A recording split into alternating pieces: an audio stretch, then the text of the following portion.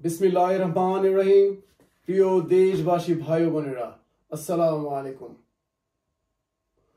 গতকাল বাংলাদেশে অনুষ্ঠিত হয়ে গেল বিএনপির একটি মহাসমাবেশ।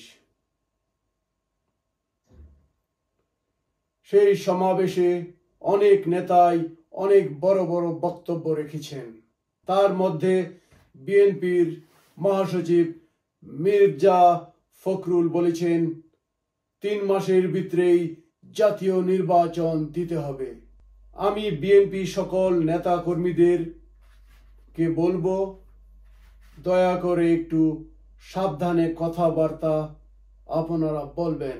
বিএনপির উচিত দেশের এই মুহূর্তে, এই পরিস্থিতিতে একটু শান্তভাবে, একটু সাবধানে, সতর্কতার সহিত কথাবার্তা বলা। বিএনপির নেতা এবং কর্মীদের কথাবার্তায় মনে হচ্ছে নির্বাচন এলেই বুঝি বিএনপি ক্ষমতায় এসে যাবে এবং তারা সেই আগের মতো রুটি খাওয়া শুরু করে দিবেন। কিন্তু বিএনপির শাসনকাল এদেশের মানুষ দেখেছে।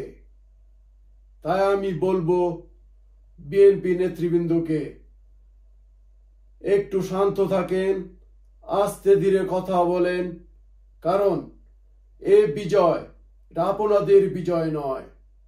গত 16 বছরে আপনারা হাসিনার একটি পশম পর্যন্ত ছিঁড়তে পারেননি। এই বিজয় ছিনিয়ে এনেছে ছাত্র জনতারা। তাই শান্ত থাকেন, খুব ধীরে সুস্থে চিন্তা ভাবনা করে কথাবার্তা বলবেন।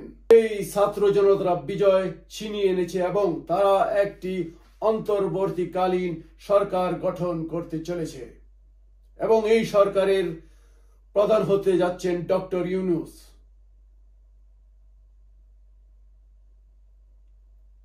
এবং ডক্টর ইউনূস তিনিও হাসিনার কোনো ঘনিষ্ঠ লোক ছিলেন না।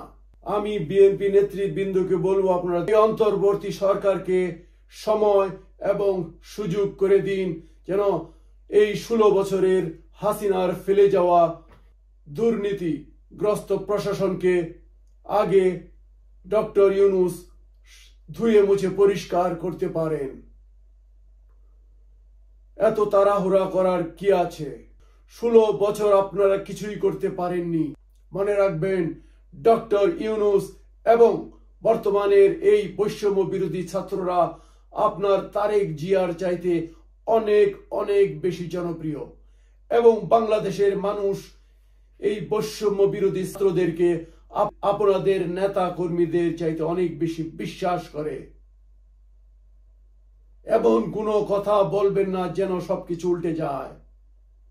হাসিনার একটি কথা, সেই কথাতেই তার গদি উল্টে গিয়েছে। সুতরাং আপনার মুখকে কন্ট্রোল করুন, আপনার জিহ্বাকে কন্ট্রোল করুন। বেশি খুশি হয়ে লাফালাফি করলে ফলাফল হয়তো উল্টেও যেতে পারে। নিজেদের ক্ষমতায় যাওয়ার চিন্তা পরিহার করে গণতন্ত্রের কথা বলুন।